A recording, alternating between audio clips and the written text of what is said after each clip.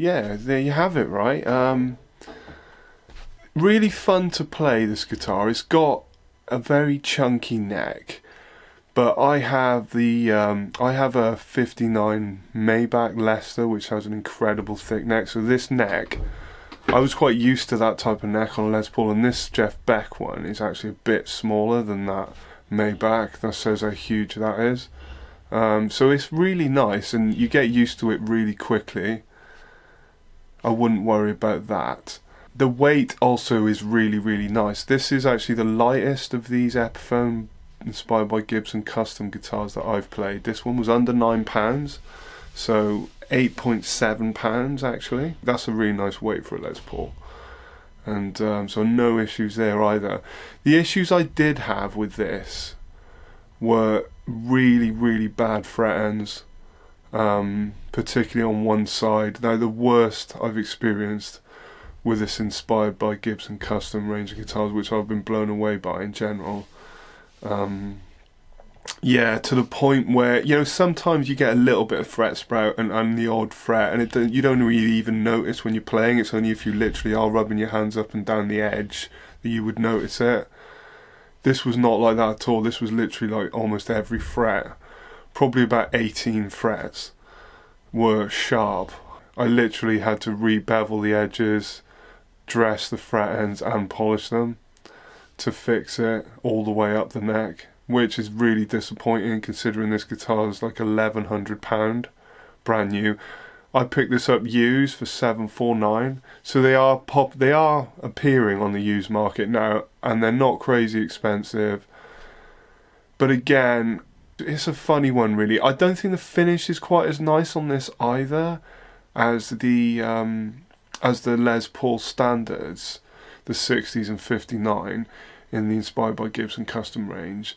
They're a lot nicer finish-wise. They feel a lot better than this guitar. This guitar didn't feel as premium as they do. I would say that definitely. I'm a little bit disappointed in all honesty, because I saw the weight of it and I knew I like a thick neck. And yeah, the issues with the fret ends, for me they kind of ruined the experience initially when I picked it up, because the colour does look really nice.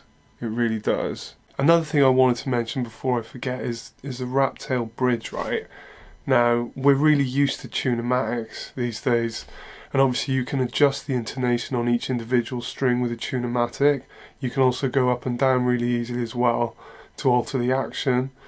They're quite intuitive to use. Now, the issue with this, just going direct to essentially a tailpiece, right? The intonation is off. It's going to be two of the strings. Now the D and the G are sharp. Now yes, there are two screws, so we can slightly change the angle here, but we're still going to be off, and it's never going to be precise. You're probably going to have issues if you change string gauges as well. 10s, 10.5, maybe 11s you'll probably get away with. If you go lighter than 10s or heavier than 11s, you're probably going to have major issues here with tuning stability and intonation at the 12th fret. There's a slight issue on this. It's not terrible, but yeah, it's something that's going to play on my mind a little bit, you know. So also, another thing is I found resting the palm of my hand on the bridge is quite sharp, and it feels quite different to what I'm used to playing with a tune-o-matic, because it's so close to the bridge there, and it's so much thicker than a tune-o-matic. It's a big chunk of metal to be so close to the bridge. When you're resting your hand on it, I found that it really did sort of affect my right hand a little bit in the way I played, so there's that as well. I did find that like with the mounting screws, with the big mounting screws, you know, they're massively chunky, and your palm's resting on one of these and you really kind of notice it. It's a bit odd.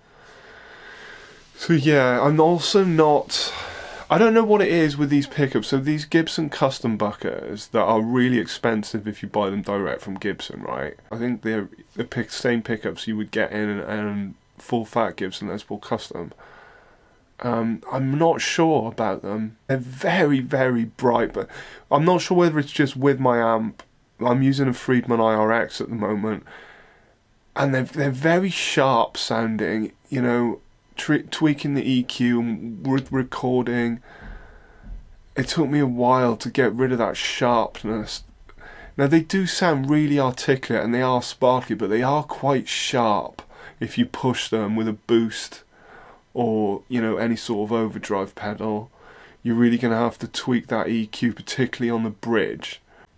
Yeah, so, you know, not great. There was a bit of buzzing as well, sort of, you know, the string vibrates in the nut and you get that kind of sitar thing going on. That was happening on the high E. And a bit of a mixed bag experience. Like I say, the neck feels really nice. And once I'd seen to the fret ends, it played really, really nicely. It really did. But this did come with its issues.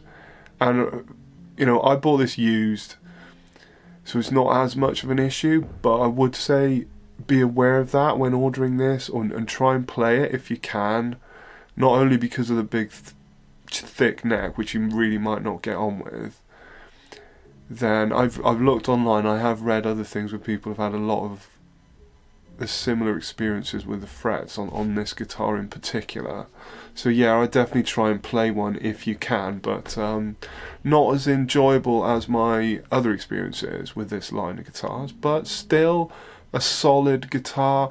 So yeah, if you want to check one out and you are interested, I'd say definitely try and play one. Get to a store, try and play one, find one that doesn't have fret issues maybe, or any nut issues with buzzing, things like that, and that is a nice weight as well. So hope you found this useful, guys. As always, like and subscribe, and check out my other videos, and I'll see you soon.